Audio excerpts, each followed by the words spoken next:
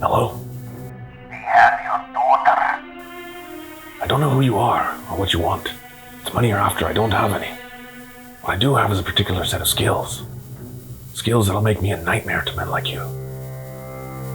Now, if you let her go, that'll be the end of it.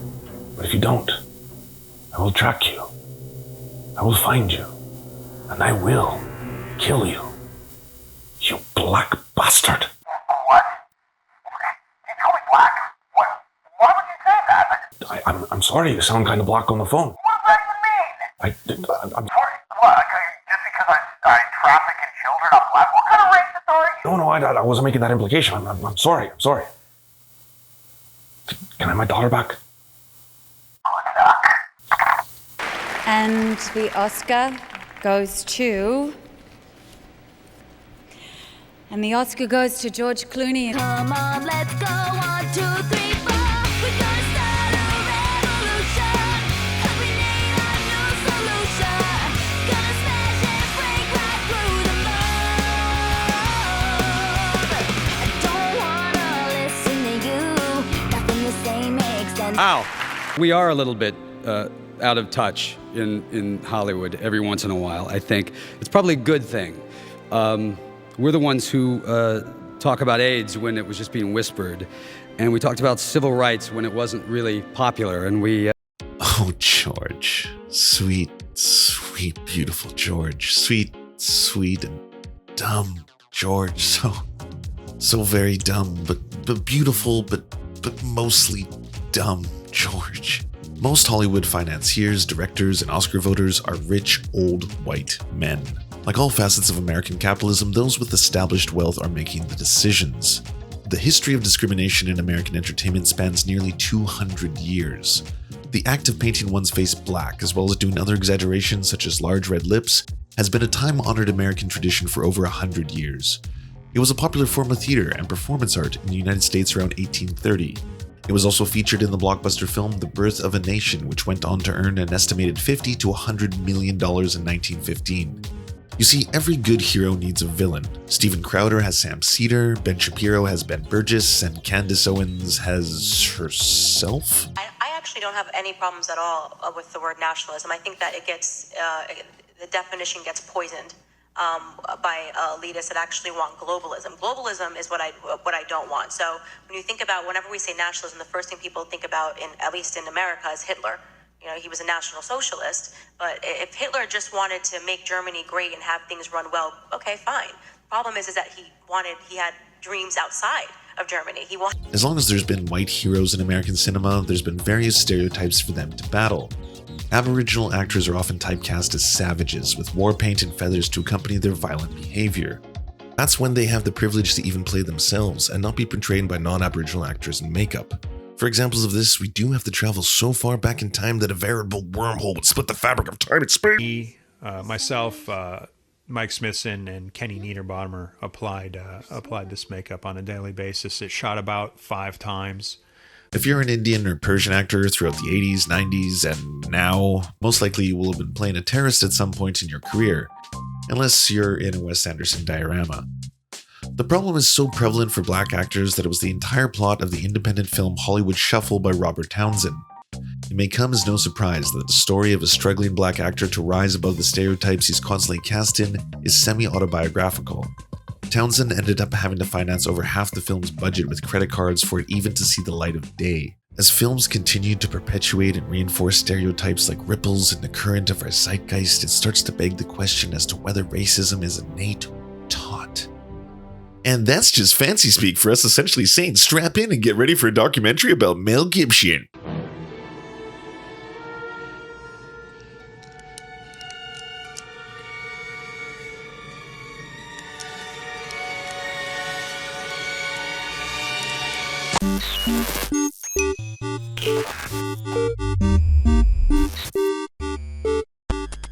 Immediate reaction was,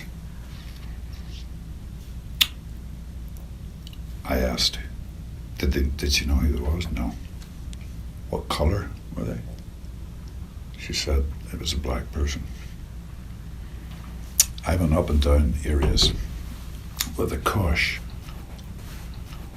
hoping I'd be approached by somebody. I'm ashamed to say that. While promoting his film Cold Pursuit, Neeson revealed a tragic tale in which a friend of his had been assaulted by a black man. The incident sent him into a fury of rage where he hit the streets hoping to be accosted by a black bastard so he could kill him. What's especially bizarre here is that he claims he was looking for any black individual, essentially making it a fantasy hate crime. Of course, the backlash was fierce, and Liam went on the defensive immediately on ABC News. To talk about these things, you know, we all pretend we're all kind of, you know, politically correct. I mean, in this country, it's the same in my own country too. You sometimes just scratch the surface and you discover this racism. Now, there's a couple of takeaways here. Liam Neeson has a point when he says we think we're so PC that we've solved racism. After all, Obama got elected, so racism's over, right? By stating that in defense after saying something undeniably racist doesn't absolve you of the statement. If Liam had said before going on his hypothetical rampage that he acknowledged his sentiments to be the byproduct of racist programming that's inherent in society, then it would have been slightly better. Instead, we have arguments coming from both sides, claiming that he's the new face of racism, as if it didn't exist before him, or that he can't possibly be racist because of how he kisses. Liam Neeson is not a racist. Dude, have you watched Widows? His tongue was so far down Viola Davis's throat, you can't call him a racist ever.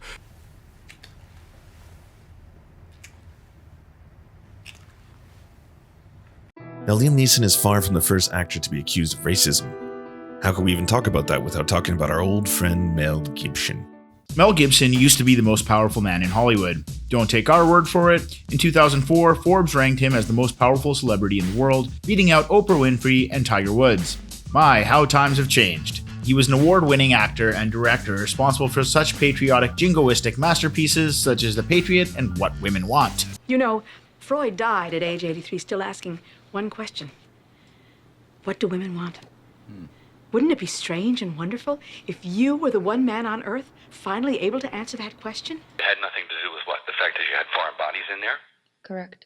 Correct, okay, good. So you're not lying to me about fake tits. In 1994, he portrayed the Scottish rebel William Wallace in Braveheart, a movie that was a critical and commercial mega hit and earned him 2 Academy Awards in the process.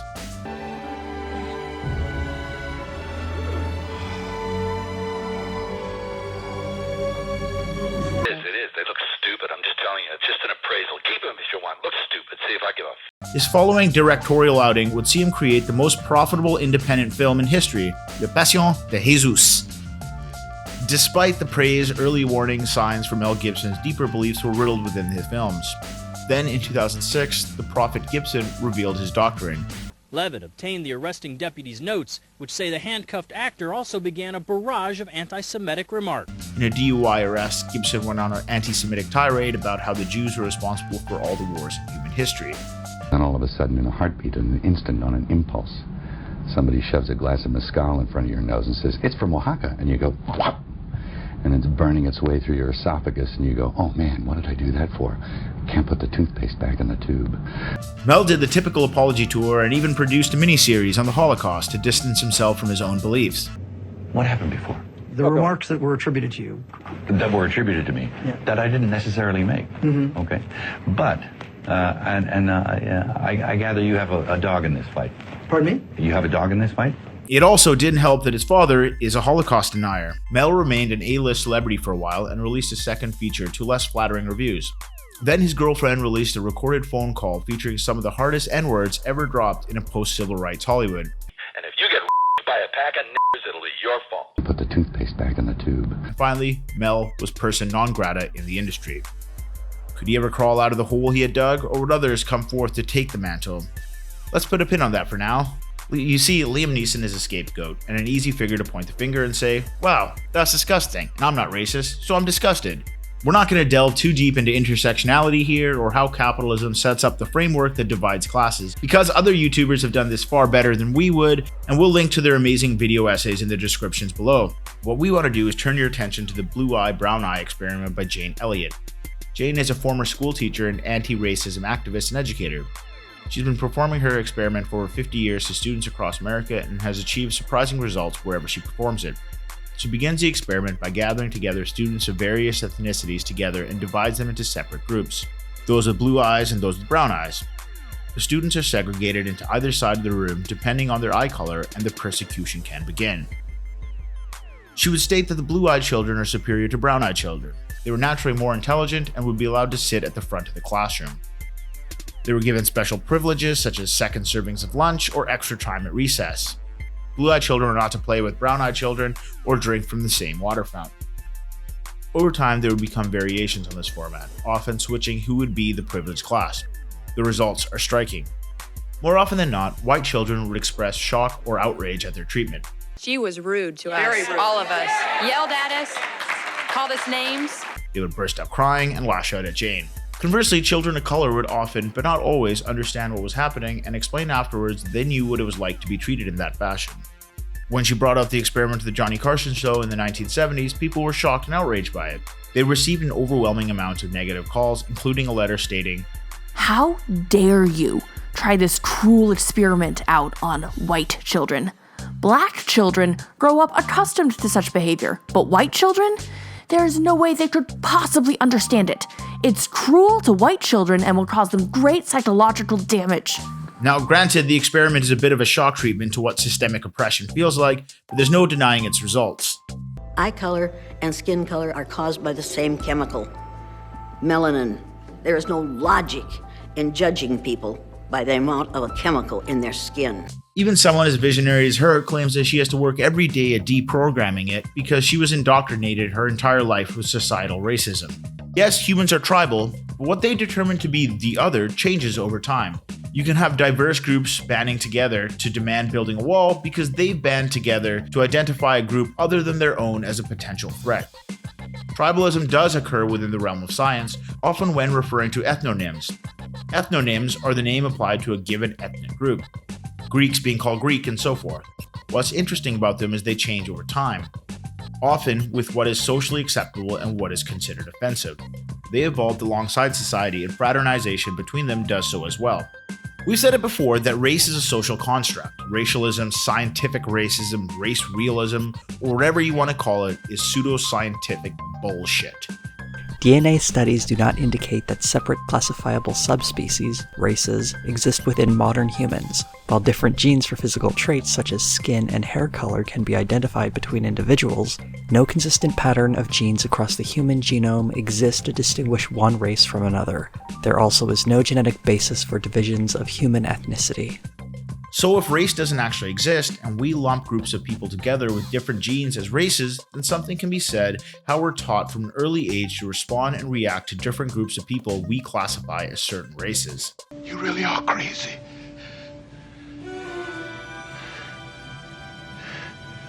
I'm hungry.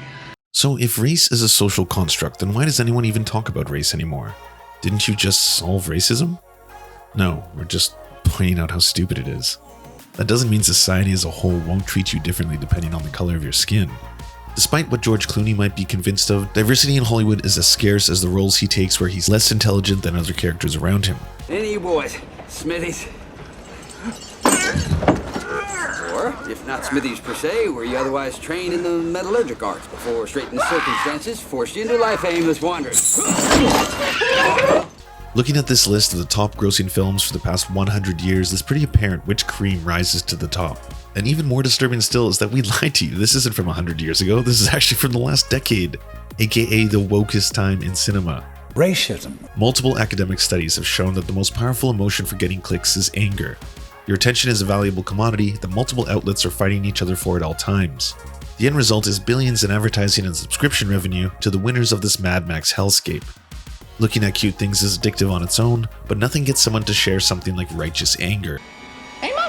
So when Liam Neeson says something, the machine works in overtime to make sure you're as outraged as possible at the fact that he said it, while dedicating no time at all to why he said it or what can be done about the underlying issues it demonstrates. In the end, it all comes down to engagement, the metric by which companies evaluate the number of clicks, likes, shares, and comments associated with their content, aka you. This is nothing new. Often during wartime, propaganda can reach a fevered pitch both to galvanize the public and, of course, to sell newspapers.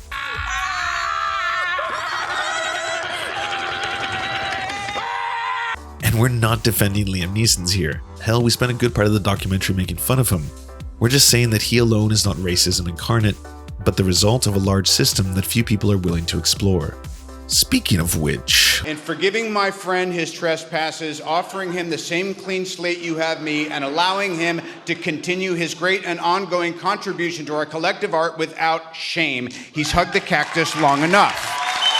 Mel Gibson floated around in relative Hollywood obscurity for several years, acting in TV shows and weird art house fluff, attempting to rise from the grave, in the spirit of his favorite savior.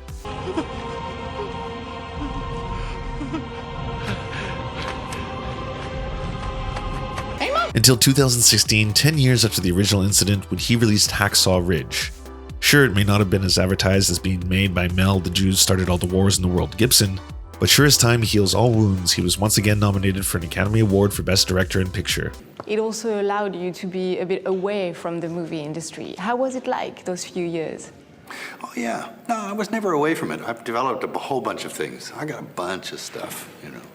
So it wasn't like I wasn't doing something, I was working. But it's like, and it was a great luxury to have that, to develop different stories, many stories. So maybe I'll get a chance to tell another one or two of them before I hit the box. But not all stories have to have an unhappy ending. Remember that independent film Hollywood Shuffle we talked about at the start of this convoluted disaster of a documentary? To finance it, Robert Townsend had to put up $60,000 of his own money on multiple credit cards. And it went on to gross $5 million in the first 10 months of its release, which paid off his debts and propelled Townsend into stardom.